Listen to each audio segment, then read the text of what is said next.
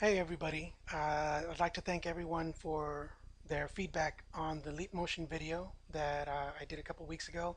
I'd like to apologize for the delay in getting this update. Things have been pretty busy, but now I've made some time and just want to take a quick lap around what I've done for the setting up Leap Motion with Traktor and make the mappings available so you can play around with it and see what you think. Obviously, the first thing you need to do is get your hands on a Leap Motion, and I got it for 80 bucks, and you can buy it, I believe, at Best Buy and I think on Amazon as well, or directly from the store. 80 bucks, definitely the best 80 bucks I've spent in my studio for a long time. Um, Definitely want to pick that up. And again, you can get it right at the store at Best Buy. The next thing you're going to need if you're on Windows is a virtual MIDI cable. I found Loop B1 by nerds.de. It's free and it has a single channel, single port for you to use. I believe Macintosh has a virtual cable built into it. I don't own a Mac, so I can't confirm that, but um, this basically allows you to feed the MIDI data from the Geco application, which we'll look at in a second, into Traktor.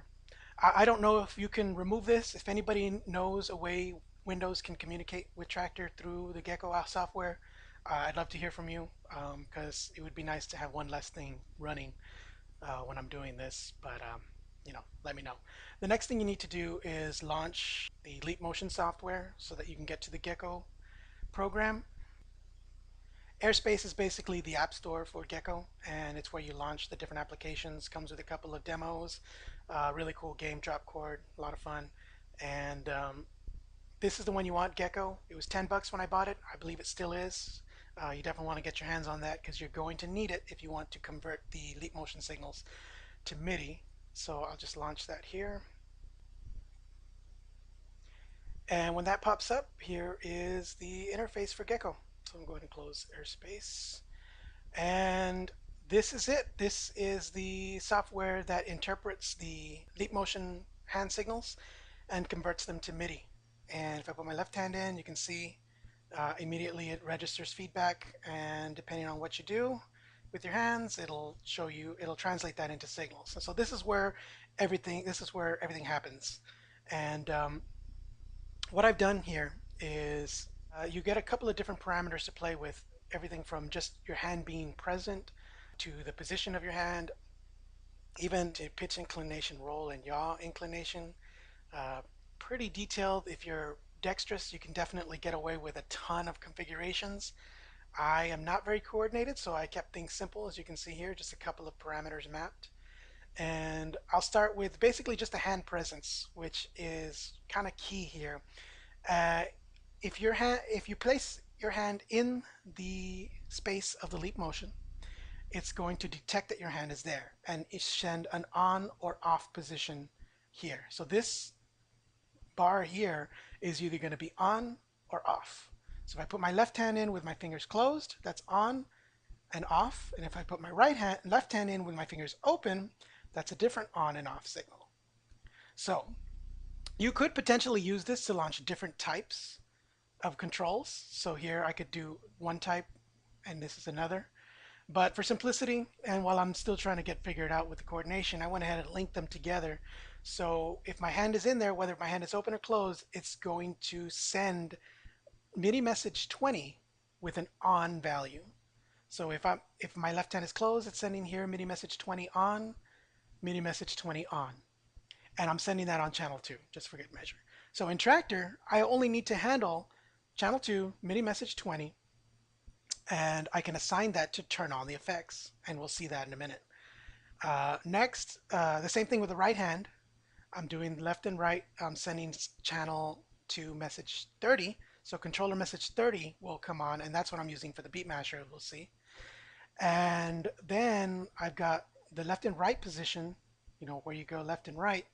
That is going to be interpreted as a fader, and as you can see here, it does indeed work like a fader. Left and right, as I move my hand from right to left, the fader position goes up all the way from 0 to 127 MIDI message, back down to 0. And it doesn't matter here again if my hand is open or closed, the same message is going to be sent. Again, if you've got the dexterity, you can definitely send a different signal, a different channel. or rather a different, well, yeah, a different channel, a different message. But to keep things simple, I just linked everything together. The up and down position is a different controller again and just works the same way. So this is MIDI message 21. This right here on the right is MIDI message 22. So you can control both together depending on which position you go.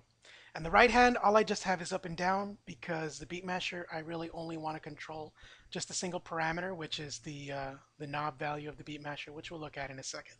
So that's it. I mean, that's all I've got in my mapping, and I will make this Geco mapping available. You can save it and you can open it, and so you can play with it. An additional setting you need to make sure you have here is in the document settings, you want to make sure the output port for Geco is set to be your loop B. I tried setting it to Traktor, but I didn't have any luck getting the signal into Traktor that way. If anybody does figure out a way to get that set correctly, please let me know because I would love to be able to remove this dependency. But in the meantime, just make sure you've got this internal MIDI set so that it can send the signals that way. So the next thing we need to do is launch Traktor. So let's do that now.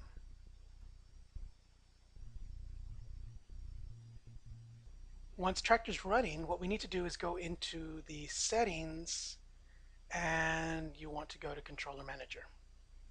If you're starting out blank, the first thing you need to do is add a new device, and this is going to be the generic MIDI, and that's what I've done here. And let me just go over some of these mappings. It's pretty simple. Again, the input port for this is going to be the loop B internal MIDI. It's going to use that to get the input of your Geco values, and of course your output is going to go to the control S4 so that your values can be sent. So you can see here as I put my hand in there and I start to move it around, I'm already getting these signals. So let me go over the mappings that I've got here. If you look here at the maps that I actually have, controller 20, which again is hand presence of the left hand, is controlling quite a few parameters. And the reason it does that is because I want my left hand to basically set everything up. So it's going to pick the effects 2. I'm going to interpret that controller 20 on channel 2 as a button, and you can set that either by hitting learn and putting your hand in there, or you can just select it from this here, channel 2 controller message 20. And one little tip that I would suggest if you do want to use a MIDI learn, remember that this is going to grab any signal coming in. So most likely you're going to get, you can see here I'm getting 5 different signals coming in. So one thing you can do to help that is solo. If you solo the left hand and you put it in there, that's the only thing that's going to come in. So no matter if I move my hand around or whatever, only MIDI message 20 on channel 2 is coming in. So I can actually go and learn. And when I do that, it's going to pick up that 20. So that's just a little suggestion if you want to map it without having to select all of that stuff. It makes it pretty easy. So that being said, once I have that parameter mapped, now I want to, for the left hand presence, I want to interpret that as if I was pressing a button. And it's going to hold it.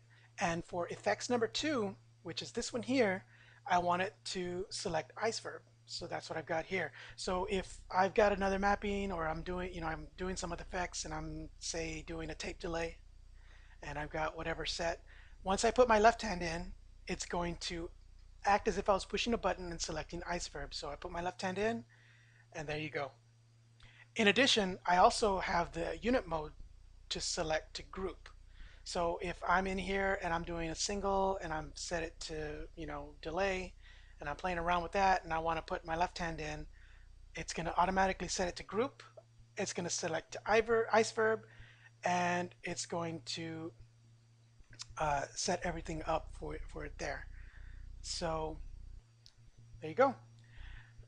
On the right side, that is controller channel again 30, and that is simply controlling the beat masher. Let me see, is that right? 30? Yeah, 30. So knob 3, effects 3 selector. I actually am doing that with my left hand, so that's setting the peak filter over here. So the left hand is controlling from right to left the ice verb, amount, and then up and down is the peak filter. So I can sweep across the reverb and the peak filter. The right hand turns on the beat masher, and up and down again, that's the only signal being passed, controls the amount of the beat masher.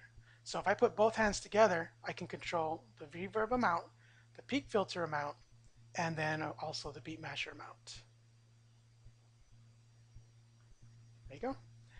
And that's it. I will upload this mapping if you want to play with it, add some features, remove some features, definitely share it back with us so we can, all learn together. So that's it. Once you've got your mapping set, just load a track. Make sure the effects units are on, hit play. And you can start adding some filters, reverb. Toss in the beat matcher, and go nuts.